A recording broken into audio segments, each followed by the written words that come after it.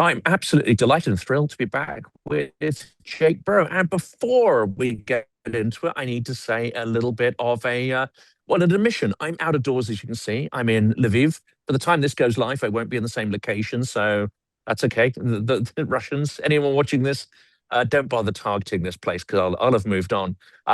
So we're gonna do a short one, about sort of 30, 35 minutes, because of camera battery time. There's a lot of background noise. I'm going to pause my microphone while we're talking. There's a bit of a party going on one block from here, which I hope to join in a little bit. That's the other thing. I'll get there before the food runs out.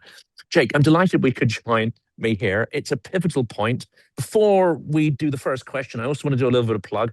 Some of my guests not so comfortable with this. I think you'll be okay. We are trying to complete out our fundraiser for vampire drones for the Khartiya Brigade. I've now met some of these guys while I was here. They are incredible. They're effective. And these vampire drones are extraordinary pieces of kit. They have lethal functionality. They also bring supplies to the front and help to keep the Ukrainian army resilient. Please help us get this over the line, and we can get 5 of these beasts over that will help protect Ukraine and save lives. Jake, I'm assuming you're okay with that plug, but Yeah. you're not going to object Yeah, to anything that. that supports the armed forces of Ukraine, I will support that. Fantastic. Well, let's get into the first question. First of all, how are you? Because you have extraordinary output, you do extraordinary work, but I also know that this all takes a toll. It's tiring. A lot of people actually sort of, I said rely on you, but yeah, you got a lot of people contacting you, trying to do this, that, and the other, and your workload, your research, I know, is enormous to go into the quality of work you produce. So how are you doing? It's definitely a marathon. I personally, in my personal life, I'm doing fine. You know, as long as I have the love and support of family and friends, I can show up to work, sit at this computer 12 hours a day and research. And I feel incredibly grateful and blessed to have this opportunity to be successful on a platform like YouTube. When you talk to the average middle schooler or high schooler and ask them, what do you want to be when you grow up? The number one answer is YouTuber. So I know that I'm incredibly fortunate to be in this position where I can have a real impact on the world. Given my presence across all my social media platforms, including Instagram, Facebook, Blue Sky, Substack, Spotify, Threads, Twitter, when I tweet something and I go in mass everywhere, I post the exact same clips, the exact same content. I know I'm being seen by millions of people. So there is, this intoxication that comes with that. I don't view myself as a celebrity. I'm not known by the general public, but I am an influencer and I do impact conversations. On Twitter, you can sort your notifications by priority and you can see like which high level accounts, like or retweet your content. And there's hosts from Vox News who like and retweet my content. John Cleese of Monty Python retweeted one of my clips the other day. Don Bacon quote I saw retweeted that. one of That's my a show thrill. clips. That's a And thrill. Yeah. I'm like, members of No. Congress watch my show. I know I'm having an impact. I know I'm changing perception of how the war is going. And in my opinion, things are going incredibly well for Ukraine with their drone revolution, and things are not going well for the Russians. So I don't see this as a moment to ease up. I think we need to go heavy and we need to continue making content and pressing and pushing ourselves out there so that the general public wakes up and realizes how bad this war is going for Russia. I think that's great as well, because that message does cut through with the activist community, and also it tackles head on the idea of Russia, which they try to propagate, that they cannot be beaten, they're invincible, they have infinite resources. Well, all of these narratives are collapsing around their ears with the strikes on refineries, with the internet being shut down. Now we're seeing fuel lines appearing once again within Russia, and the price of groceries is going up. And there's all this stuff kicking off that massively undermines the Russian message. It does help, though. I mean, our community is there for negative stories about Russia. Yeah, these peace talks, and you can't even really call them peace talks that include the Trump administration bilateral between Ukraine and Russia. These have been going on for over a year now, and they're fake. They're not real. Russia doesn't actually want peace. Russia doesn't want to stop this war. Russia's final position is our victory is inevitable, so Ukraine should just surrender more territory to us to save Ukrainian lives. But is victory inevitable? They're not making progress. They're going in reverse. Russia has made no significant gains anywhere in 6 months on the battlefield, while they're now taking more casualties than they are signing new contracts. The number of Russian occupiers in the occupied territories every month is going down now because these drone casualties have become so horrendous. And I think we're starting to see the end game or at least we're starting to see the outlines of what an end game could be. And one of those strands, of course, is that Vladimir Putin, in his increasing paranoia, not just paranoia of Ukrainian drones and his own population, but paranoia that his own elites are getting tired of him. I'm not going to say that, there's this huge opposition, whatever, but they are exhausted with him. And they're starting to think that he no longer serves their interests. Well, he's paranoid about his own Siloviki, his own intelligence services. He's drawing a core that he can trust around him, but it suggests he no longer trusts even the mass of the intelligence services. That's telling. There's bunker mentality. Do you see that? And could this be a potential endgame? Because once he's done, I suspect whoever replaces him, however nasty they are, they're going to know that they need to end the war to retrench their power internally. But I don't know if you're seeing these patterns and signs. So Russia in 1992 had a fantastic opportunity to become a Western liberal democracy. This was a huge test for the Russian people, and unfortunately, it did not hold. Boris Yeltsin had a lot of problems. Russia had a lot of problems in the 90s, and they chose strength over freedoms.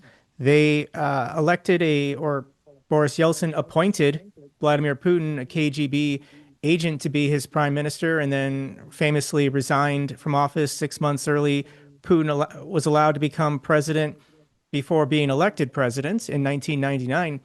And Putin, I do think there was this opportunity where he thought potentially he would just be a normal president and that Russia would have a real Western style capitalist democratic system.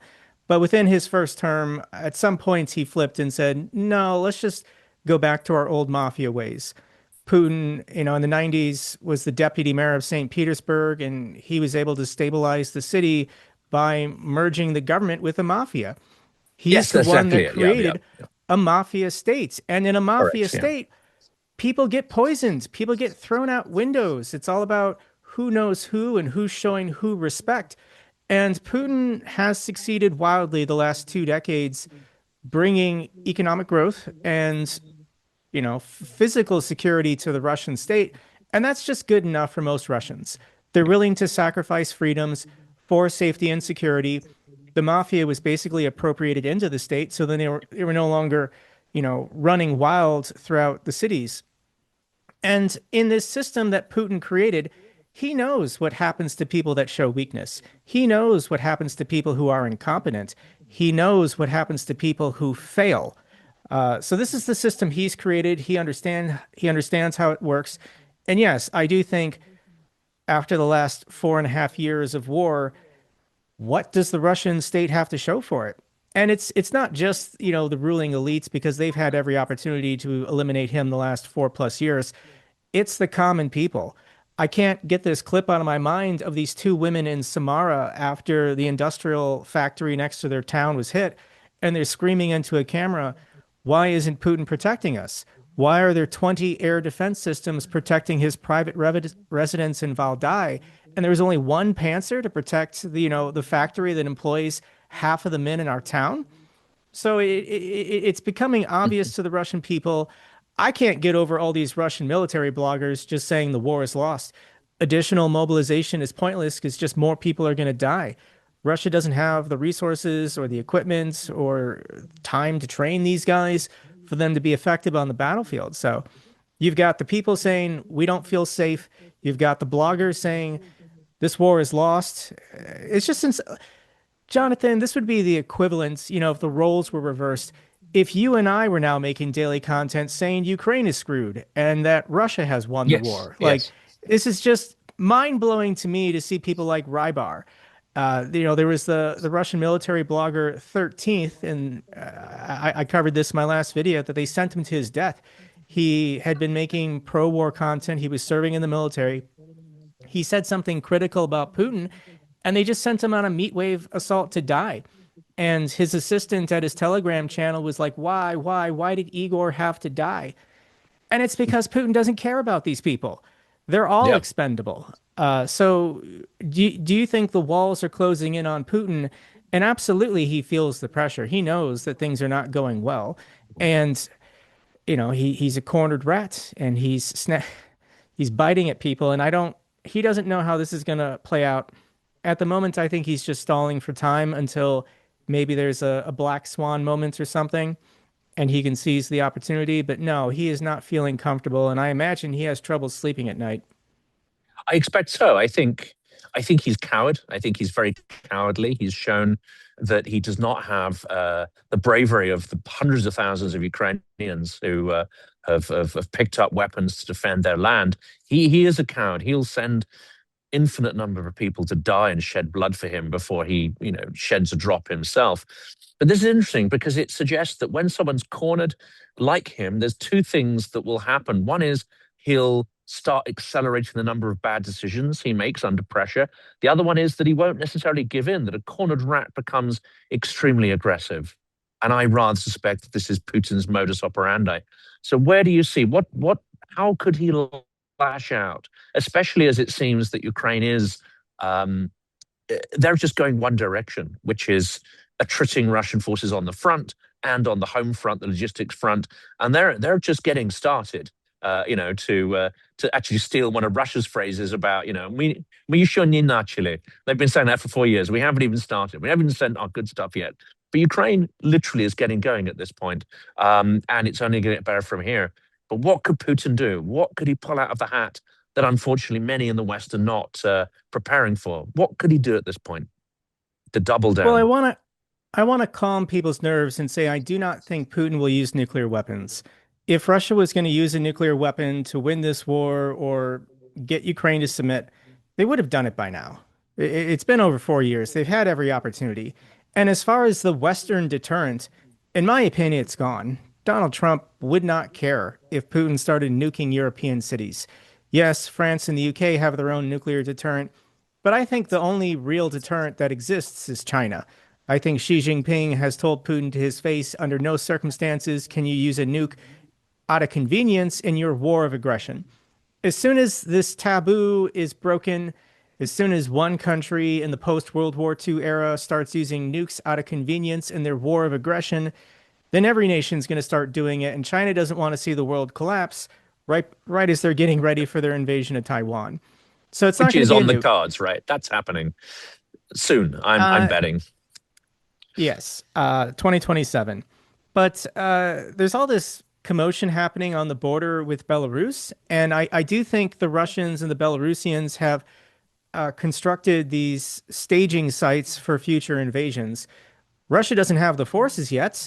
This is a post-mobilization plan where if Russia calls up 400,000, they're going to send maybe half of these guys to the north of Kyiv on the Belarusian border to then try and come back down south.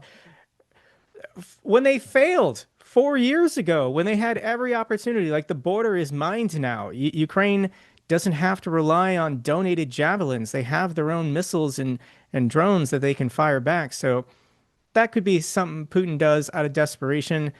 But I don't think Putin has many great options. What does a cornered rat do? I still do think there is an opportunity for him to say we won. There was this leaked slide deck to Mikhail Khodorkovsky from I forget the name of the Russian bureaucrats, his office in February. But Russia can just stop the war, freeze the line, and then negotiate and say we won. We got the land bridge to Crimea. We prevented Ukraine from joining NATO.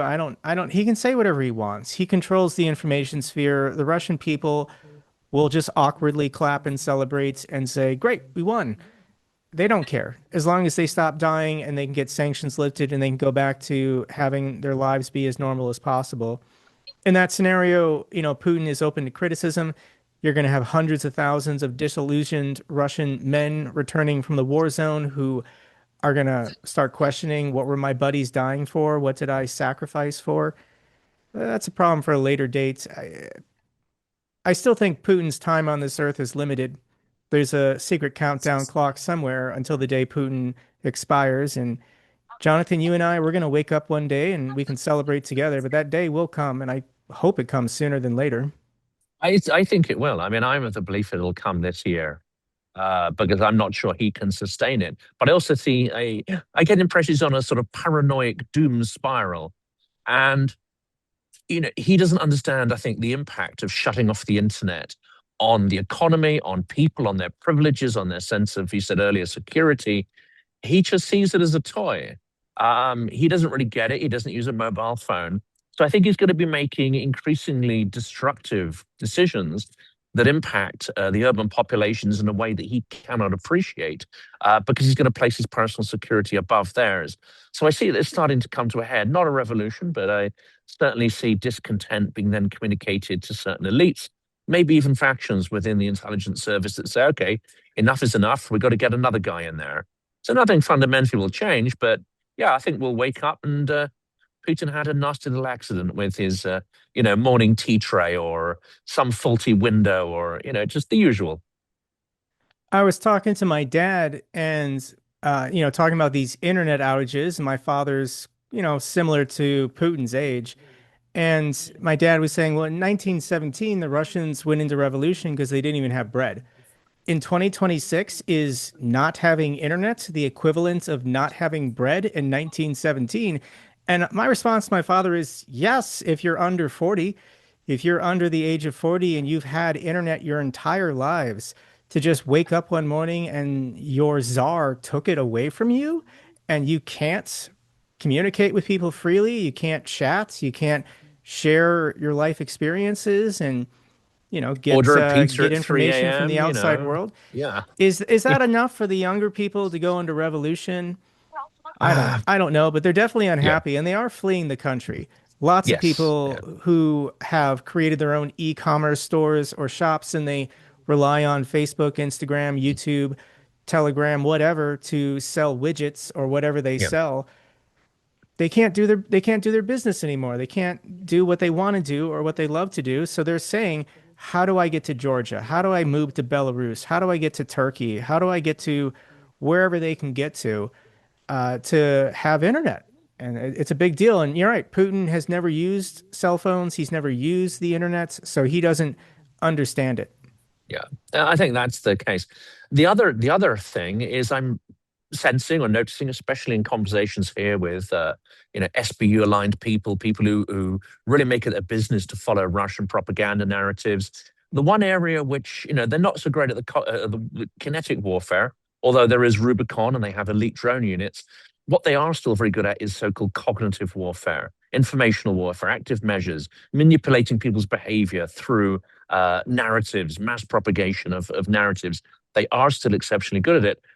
And I'm going to throw an idea out here. They seem to be getting some help from Washington. There seems to be, in my mind, an alignment on bringing certain stories to a head.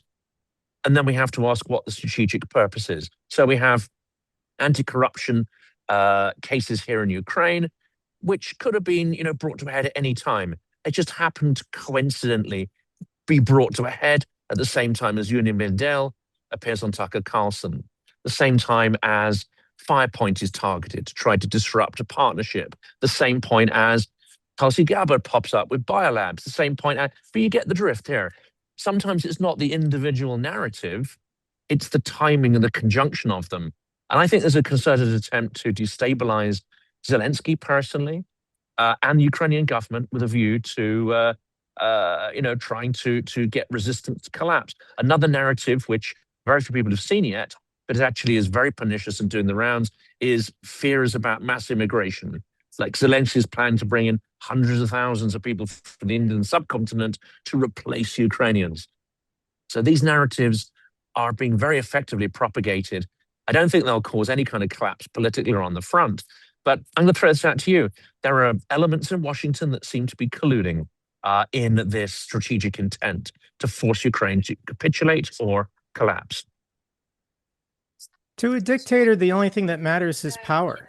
There's nothing else aside from who has the most power. So when Donald Trump came back into office, He said, I want to ally myself with the most powerful countries in the world. He views that as Russia and he views that as China.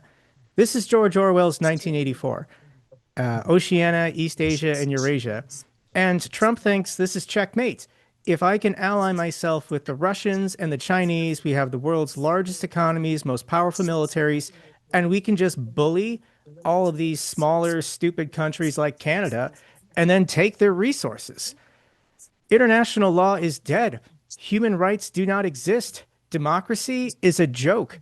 What what these people want is strength and security, whatever you can terrify the people of, create the problem, and then be the solution to the own problem you created.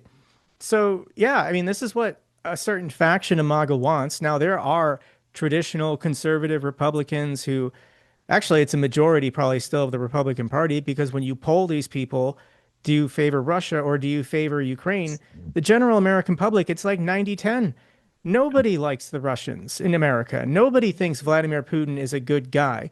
But this is what Donald Trump says and repeats every day because he only cares about wealth and power. So, yes, I do think there are elements within the CIA and elements within the Department of Defense, and they are trying to weaken or destabilize Ukraine to the benefit of Russia because they want to see Russia succeed. They want to see Russia dominate the European continent and the African continent. That should be their sphere of influence and domain. And, Donald Trump gets Venezuela, Donald Trump gets Cuba, Donald Trump gets Greenland, Donald Trump gets Canada, and his kids and his oligarchs will control their national resources to create what's it called? The technate or something?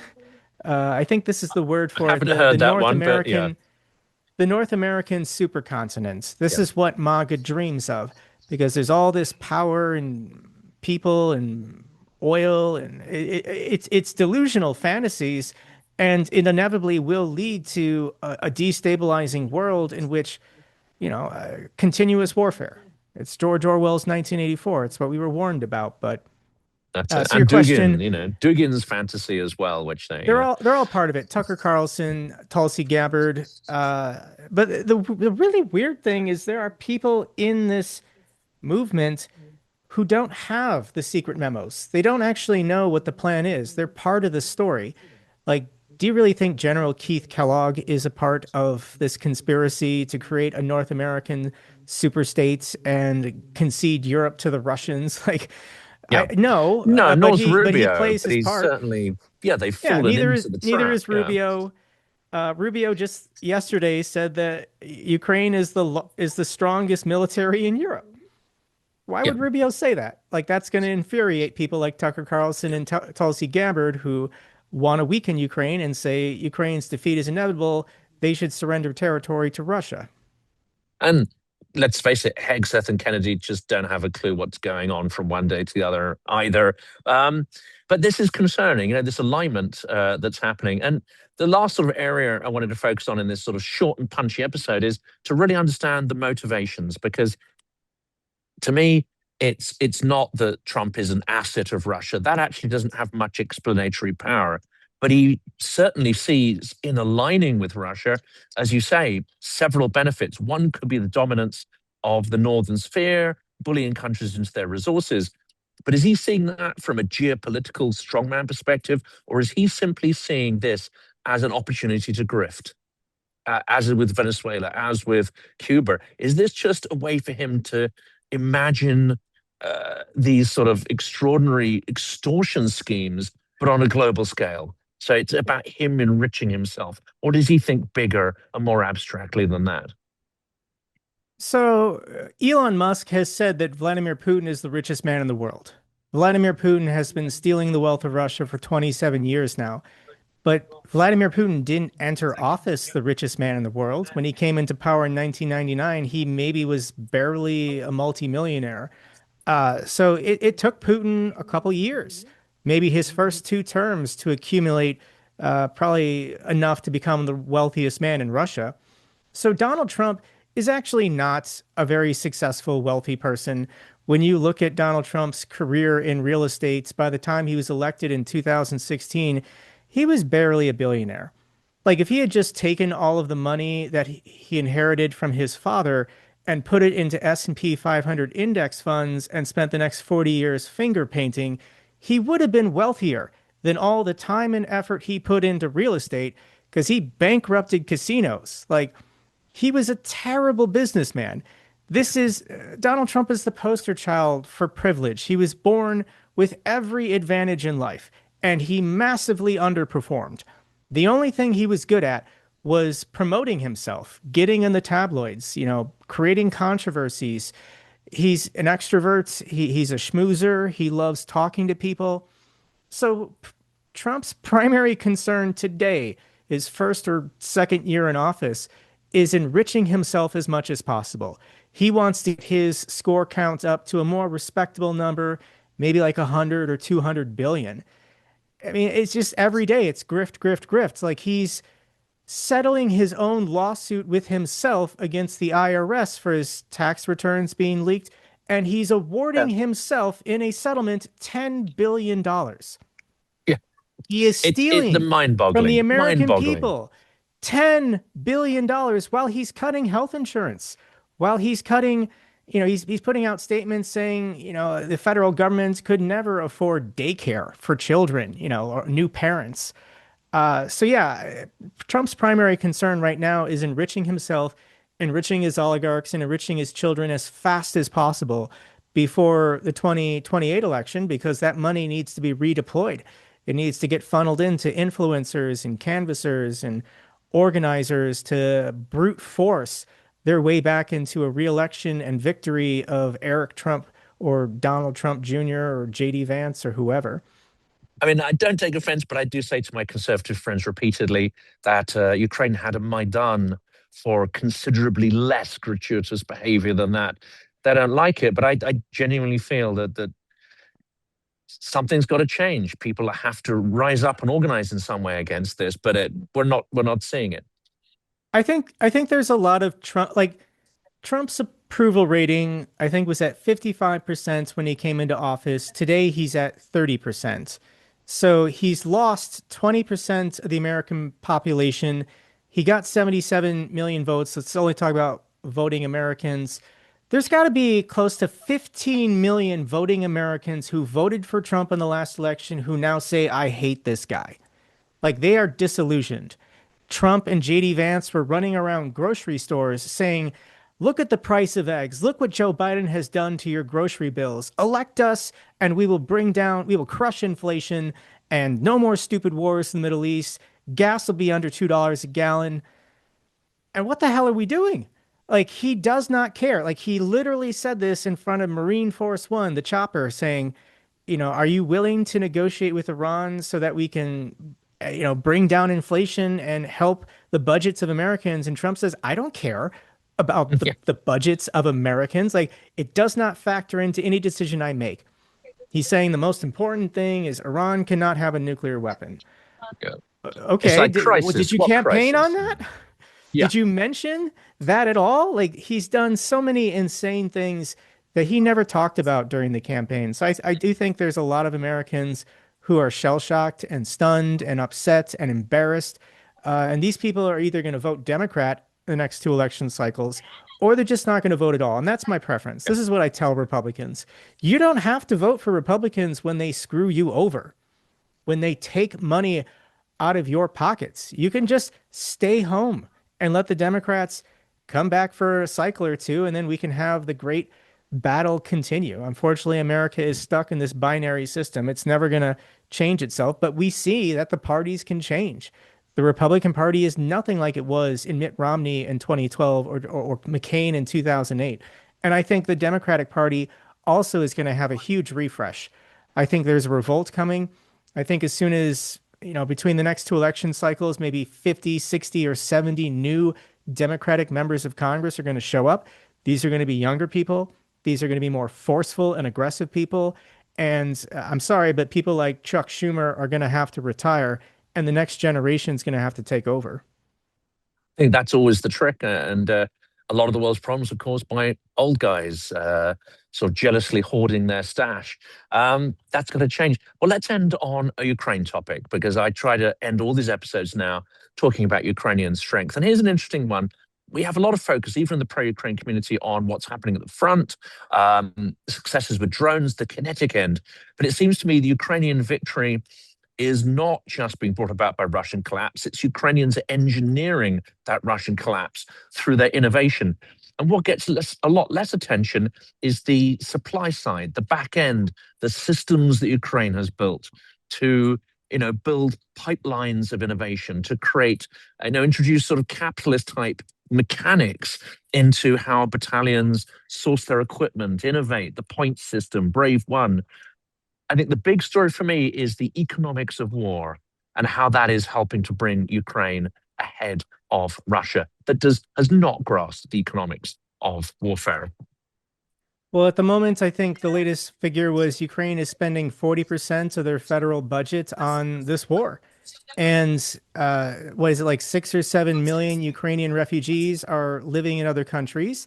And then you've got over 1 million Ukrainian men on the front, fighting this war. So this is a war for survival. Ukraine has to go all in and they have to fully commit. And they just didn't have the population, they didn't have the money, they didn't have the equipment 4 years ago to win this war. And they had to figure it out. They had to invent new technology. These interceptor drones for these Iranian Russian Shaheeds are incredible. This is technology that just didn't exist 2 years ago, and necessity required it.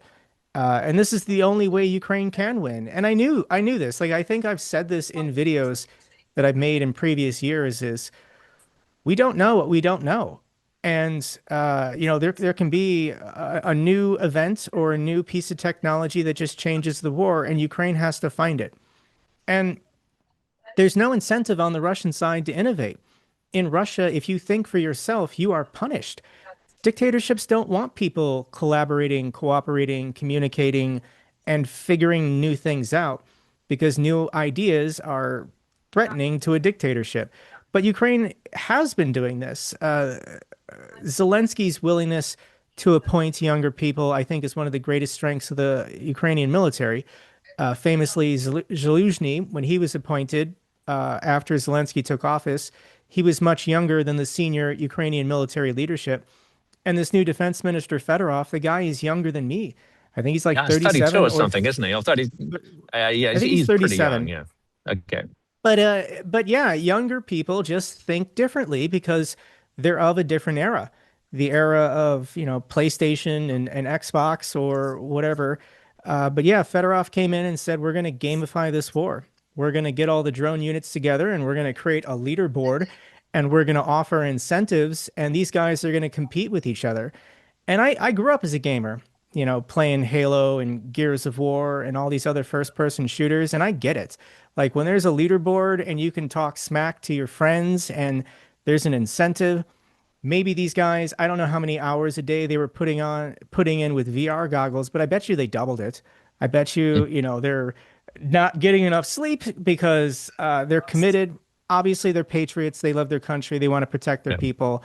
But guys are extremely competitive when you give them the opportunity to funnel their ability to focus into something rewarding and worthwhile and enriching. And I've seen this revolution happen on the battlefield the last 6 months. It has been incredible. And I do think Russia is going to be defeated because of this. You're not seeing anything equivalent from the Russian drone forces on their side. Yeah. And of course, the unsung hero, of course, is energy drinks. I mean, poor Ukrainians on the front, some of them have to sort of gulp large quantities of energy drinks to stay sharp, to make sure they don't, make mistakes that get themselves killed, to make sure they, get the targets they need. And yeah, talking to people who go through that, I'm in nothing but awe and appreciation of what these people are doing to protect Europe. I mean, I believe if it wasn't for Ukraine, Russian forces Jonathan, could be they're in Berlin protecting by global now. democracy. Yes, They're they are. protecting every person in the world that wants to defend human rights, democracy, and international law because the United States has gone dark. Yeah. So yeah, I mean, you see it from Carney in Canada. You see it from the South Koreans and the Japanese. Like you feel it everywhere. With Washington, D.C. having gone dark under Donald Trump, every other liberal democracy in the world knows Ukraine is fighting for them, and they have to hold. They have to hold against the Russians for us to have a chance. Certainly. And when that light goes on, because I believe it will, there's a lot of fantastic Americans out here, and what you're doing, I believe you'll have played a huge role in getting those lights back on. Jake, thank you so much for coming on. Thanks for what you do, as always. Last plug for the vampire drones. Please do check out the donation link. It's for Khartiya, one of the most effective units in the Ukrainian army, and an extraordinary bunch of people. Jake, as always, thank you so much. It's a real pleasure. Thank you, Jonathan. Stay safe. And you. Let's unpack the book, The Dark Heart of Russia, because it helps to explain how we got to this point. It's edited by me, Jonathan Fink, the creator and host of the Silicon Curtain podcast. It's published this month by Gibson Square in London and is already available for order and delivery online, though officially the PR release will coincide with the Phantom Victory Day parade in Moscow on May the 9th. 30 interviews, 30 voices selected from over 1,000 interviews that have been conducted on this channel. And the lineup that we have put into this book reads like a who's who of the people Moscow would most like to silence.